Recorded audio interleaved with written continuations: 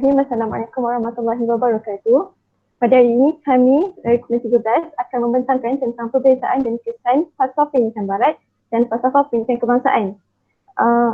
Ahli Komisi 13 adalah terdiri daripada Nur Ramila binti Zaini, Nur Saadah binti Azman, Nur Hidayah binti Saleh, Farah Syamili binti Roslai, Muhammad Amir Haikal bin Muhammad Hilmi dan saya sendiri Nisatul Atiyah Adawiyah binti Roslan. Baiklah, sebagai pengenalan, saya akan terangkan dulu dari mana asalnya perkataan falsafah. Perkataan falsafah adalah berasal daripada perkataan bahasa Greek yang perkataan bahasa Greek iaitu philosophia, yang mana philo membawa maksud cinta dan sophia membawa maksud kebijaksanaan. Tujuan kita mempelajari falsafah adalah untuk, yang pertama, untuk mencari dan membuktikan kebenaran, dan yang kedua adalah untuk membentuk pemikiran yang baik dalam diri seseorang. Seperti kita tahu, falsafah pendidikan adalah satu panduan penting dalam pelaksanaan sistem pendidikan kita di Malaysia, dan sebagai dasarnya untuk pengetahuan umum, falsafah pendidikan barat pula terdiri daripada dua kategori, iaitu kategori tradisional dan kategori barat.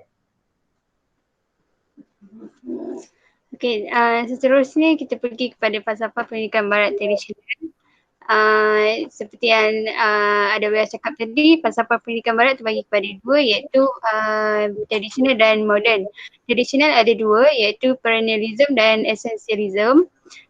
Perennialism ni berasal daripada perkataan asal, iaitu perennial, yang bermaksud tidak berubah. Perennialism juga berasaskan daripada falsafah tradisional yang banyak dipengaruhi oleh fahaman idealism dan realism yang berpunca daripada pemikiran Plato dan Aristotle. Selain itu, perennialism dianggap sebagai tujuan pendidikan untuk mencapai dan menyebarkan kebenaran. Kebenaran juga bersifat tetap, maka ia harus dijadikan matlamat pendidikan yang tulen dan juga benar. Seterusnya, falsafah pendidikan perennialism juga menekankan tiga aspek, iaitu jenis kurikulum, peranan guru dan kaedah mengajar.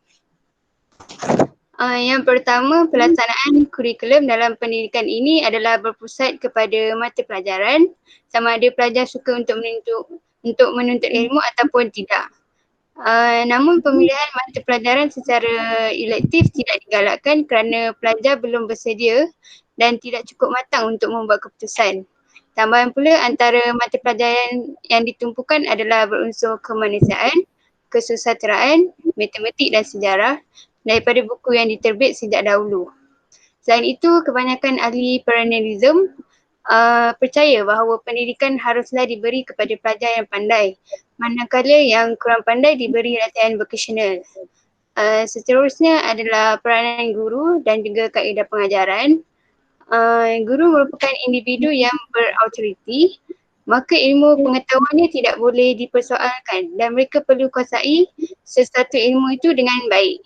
Selain itu, kaedah pengajaran yang ditekankan adalah bersifat sokratik dengan pendedahan secara lisan, dan guru juga akan mengemukakan soalan kepada pelajar untuk mereka berfikir secara mendalam dan juga meluas.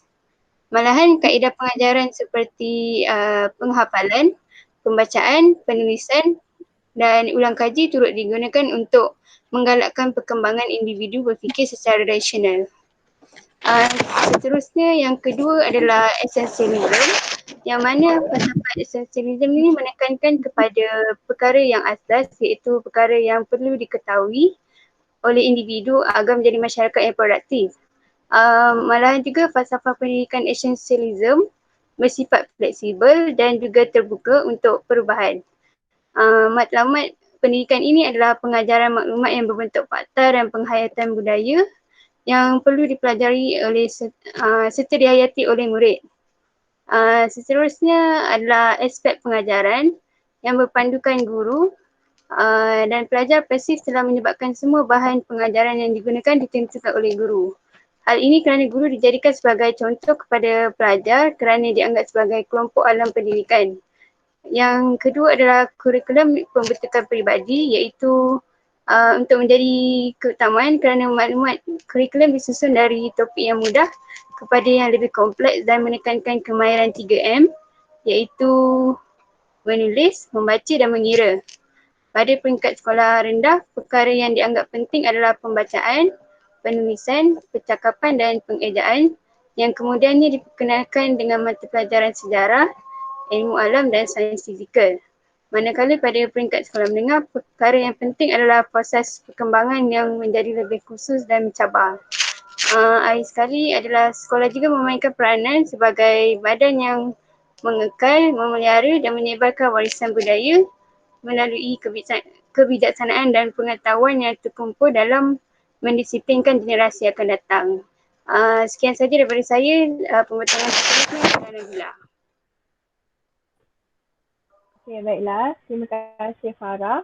Seterusnya saya akan sambung pula pembentangan mengenai falsafah pendidikan barat moden iaitu terbagi kepada dua iaitu progressivism dan reconstructivism. Okey, baiklah. Bagi progressivism, konsepnya adalah tingkah laku individu tu dipengaruhi oleh persekitarannya, di mana pendekatan pendidikan ini yang diambil adalah mengikut tabi'i pelajar serta alam sekitarnya. Bagi prinsip progressivism ni, pendidikan dijadikan sebagai proses di mana mencorakkan manusia dan pelajar, manakala guru pula hanya sebagai pembimbing atau facilitator bagi seseorang pelajar itu. Okey, bagi tujuan progressivism ni dapat dilihat sekolah bukan sahaja tempat untuk memperoleh ilmu, tetapi juga sebagai tempat untuk pelajar bekerja dan hidup secara bermasyarakat, mempelajari cara bekerja dan hidup secara bermasyarakat. Mereka didedahkan dengan cara tersebut. Okey, bagi tumpuan progressivism ini, aktiviti pengajaran dan pembelajarannya telah dirancang berdasarkan minat, keperluan dan kebolehan pelajar itu sendiri. Di mana kurikulum pula dibina berasaskan sains sosial seperti kemahiran menyelesaikan masalah, perbincangan dan inquiry saintifik. Okey, bagi peranan progressivism ini, peranan ini dapat lihat apabila guru bukan sebagai pendeta tetapi sebagai pemudah cara ataupun facilitator kepada murid-murid ataupun pelajar tersebut bagi membimbing dan membantu pelajar tersebut dalam menjayakan aktiviti projek dan penyelesaian sesuatu masalah.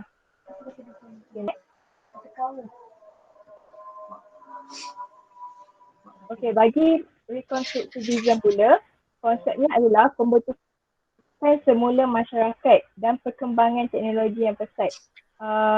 Bagi tujuan reconstructivism ini, ianya dapat lihat bila pembaharuan perkara-perkara yang terdapat dalam sistem sosial dan lahirkan individu yang mampu menyelesaikan masalah. Okey, bagi prinsip reconstructivism ini, prinsipnya ialah isu sosial yang wujud itu perlu didedahkan kepada para pelajar bagi melatih mereka memperoleh kemahiran untuk mengatasi masalah-masalah yang akan datang. Okay, bagi tumpuan pula, dari segi tumpuan dapat dilihat reconstructivism ini kandungan kurikulum dia meliputi aspek masalah sosial, ekonomi dan politik. Manakala kaedah pembelajaran dan pengajaran adalah berstruktur dan mengandungi elemen kajian yang saintifik.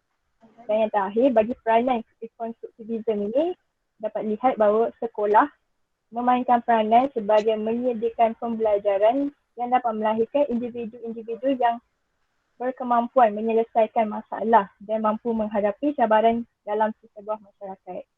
Sekian saja. Seterusnya saya serahkan kepada Nur Hidayah.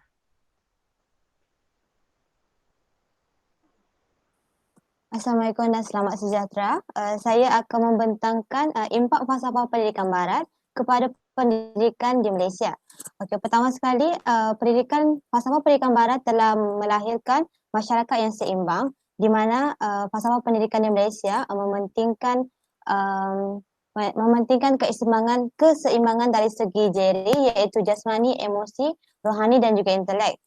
Perubahan pendidikan yang telah dilaksanakan oleh mantan Menteri Pendidikan kita iaitu Dr. Mazli Malik telah memperkenalkan kurikulum baru di mana ini merupakan salah satu langkah untuk menerapkan kemahiran berfikir aras tinggi kepada para pelajar. Contohnya, falsafah pendidikan barat iaitu reconstructivism menyatakan bahawa sekolah dijadikan sebagai medium yang membentuk dan memperbaiki masyarakat yang lebih baik. Dan juga selain itu, falsafah reconstructivism ini juga melahirkan individu yang demokratik dan juga berfikiran kritis. Dan seterusnya ialah masyarakat yang toleransi. Menurut esensialism, falsafah ini telah mewujudkan insan yang beradab dan bersikap toleransi antara satu sama lain. Bukan itu sahaja, falsafah ini juga menerapkan nilai-nilai murni yang dilakukan oleh guru semasa proses pembelajaran dan juga pengajaran, iaitu PNP. Oleh itu, sekolah juga memainkan peranan dalam membentuk moral dan juga tingkah laku pelajar. Terima kasih, saya serahkan kepada Amir. Okey, terima kasih Hidayah. Okey, Assalamualaikum dan selamat sejahtera. Okey, baik, saya akan terangkan pula berkenaan tentang falsafah pendidikan kebangsaan. Sebelum saya teruskan, saya akan bercerita mengenai sejarah bagaimana falsafah pendidikan kebangsaan ini boleh wujud.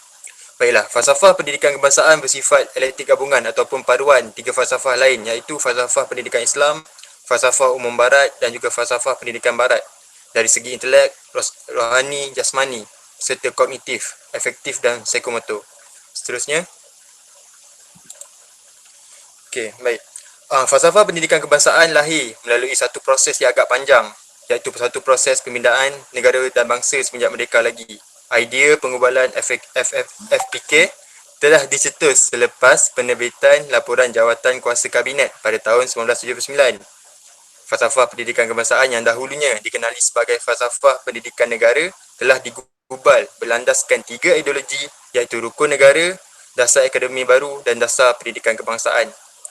Falsafah pendidikan kebangsaan digubal oleh pakar-pakar pendidikan secara teliti dengan mengambil berat keperluan-keperluan individu, masyarakat dan negara. Falsafah pendidikan kebangsaan telah dirumuskan pada tahun 1988 dan dinyatakan dalam Akta Pendidikan 1996 yang berbunyi, pendidikan di Malaysia adalah satu usaha yang berterusan ke arah memperkembangkan lagi potensi individu secara menyeluruh dan bersepadu untuk mewujudkan insan yang seimbang dan harmonis dari segi intelek, rohani, emosi dan jasmani berdasarkan kepercayaan dan kepatuhan kepada Tuhan. Usaha ini adalah bertujuan melahirkan rakyat Malaysia yang berilmu pengetahuan, berketerampilan, berakhlak mulia, bertanggungjawab dan berkeupayaan, mencapai kesejahteraan diri serta memberi sumbangan terhadap keharmonian dan kemakmuran masyarakat dan negara. Pernyataan falsafah pendidikan kebangsaan menegaskan sistem pendidikan di Malaysia memberi penekanan terhadap perkembangan potensi individu secara bersepadu dan menyeluruh ke arah melahirkan insan yang baik berdasarkan kepercayaan, keyakinan dan kepatuhan kepada Tuhan. Ini bermakna falsafah pendidikan kebangsaan berhasrat melahirkan insan yang berpegang teguh pada agama. Falsafah pendidikan kebangsaan perlu dijadikan teras kepada pendidikan negara ini bermula daripada pendidikan prasekolah sehinggalah ke peringkat pengajian tinggi. Okey, seterusnya, berlandaskan kepada falsafah pendidikan kebangsaan yang telah dinyatakan, maka matlamat falsafah pendidikan kebangsaan bertujuan untuk menjelaskan secara rasional amalan-amalan pendidikan terkini serta membimbing tindakan dan gaya pendidikan masa hadapan. Ini adalah kesinambungan daripada matlamat pendidikan negara, iaitu melahirkan insan yang baik dan sempurna supaya menjadi warga negara Malaysia yang baik dan berguna. Dengan perkataan lain, matlamat pendidikan negara bertujuan melahirkan rakyat Malaysia yang sempurna dan memiliki serta menghayati ciri-ciri yang berikut. Yang pertama adalah percaya kepada Tuhan.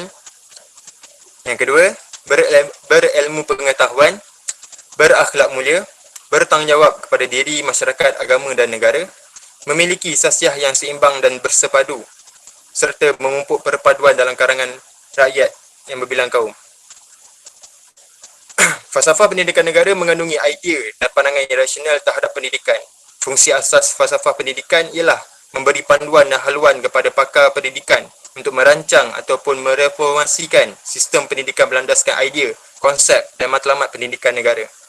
Sehubungan dengan itu, falsafah pendidikan kebangsaan telah digubal secara rapi dan teliti oleh pakar-pakar pendidikan dengan mengambil kira seluruh aspek berkaitan dengan keperluan-keperluan individu, masyarakat dan negara.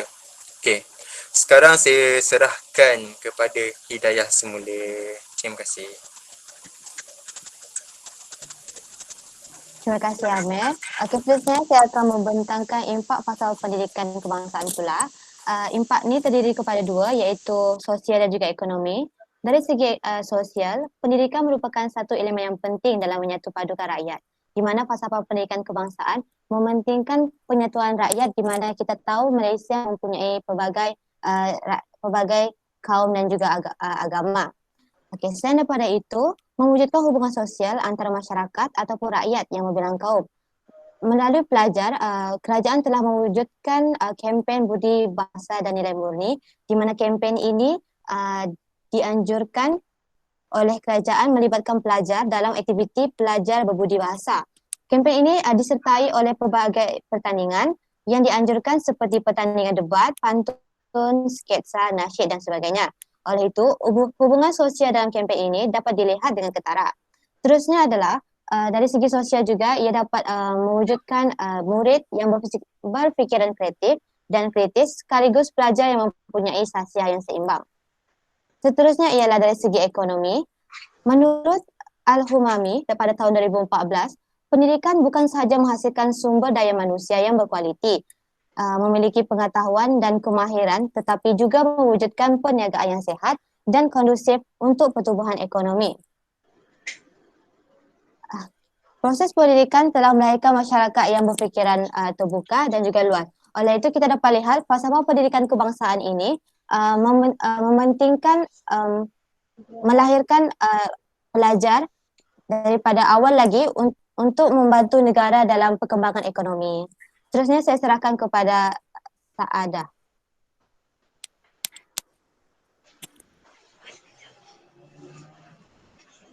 Baik. Seterusnya perbezaan falsafah barat tradisional dan moden. Falsafah barat tradisional dianggap sebagai penyampai ilmu, guru dianggap daripada segi peranan guru.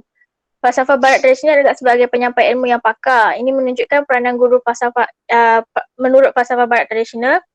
Mereka mengamalkan gaya diktator kerana guru dianggap sebagai tokoh adil yang patut dicontohi. Pengetahuan dan kepakarannya tidak boleh dipersoalkan. Hal ini berbeza dengan falsafah barat moden. Peranan guru ialah sebagai fasilitator atau pembimbing. Pelajar membina sendiri kefahaman sesuatu fenomena dan guru membantu dalam mendalaminya. Daripada aspek seterusnya ialah sekolah. Falsafah barat tradisional fokusnya adalah kepada sastra dan sains. Kurikulum falsafah pendidikan barat tradisional adalah ditentukan.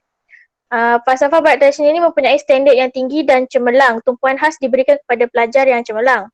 Oleh itu, pelajar bersifat pasif kerana kurang memberikan pandangan. Manakala bagi falsafah barat moden, ianya adalah meliputi mata pelajaran sepadu iaitu sastra, praktikal dan vocational. Kurikulum adalah berdasarkan keperluan dan minat pelajar. Falsafah barat moden menggalakkan pelbagai aktiviti yang berdasarkan pengalaman dan penyelesaian masalah. Pelajar falsafah barat moden adalah lebih bersifat aktif. Seterusnya, berdasarkan aspek kumpulan belajar, falsafah barat tradisional melakukan pengajaran dan kumpulan belajar berjenis homogenis. Falsafah barat tradisional terdiri daripada aspek kumpulan belajar adalah berbentuk homogenis iaitu sekumpulan pelajar yang dikelompokkan menjadi satu kumpulan belajar yang terdiri daripada latar belakang dan kebolehan yang sama. Daripada segi falsafah barat moden pula, mereka menjalankan pembelajaran dengan kumpulan belajar heterogenis iaitu berasaskan program yang berbeza. Kumpulan belajar ini terdiri daripada pelbagai lapisan kebolehan pelajar iaitu pelajar yang pandai diberikan peluang untuk mengajar mereka yang kurang berkebolehan dalam pembelajaran di dalam satu kumpulan belajar. Seterusnya, secara umum, falsafah barat tradisional ialah matlamat adalah bukan di bawah kawalan individu tetapi manusia bebas untuk memilih kaedah untuk mencapai matlamatnya. Manakala bagi falsafah barat moden, manusia adalah bebas dan penentu terhadap matlamat dan kaedah untuk mencapai matlamat tersebut. Kesimpulan, secara keseluruhannya falsafah pendidikan barat sedikit sebanyak mempengaruhi falsafah pendidikan kebangsaan. Pendidikan di Malaysia menerapkan falsafah pendidikan kebangsaan supaya dapat melahirkan insan yang seimbang dari segi jasmani, emosi, rohani dan intelek. Sekian, terima kasih.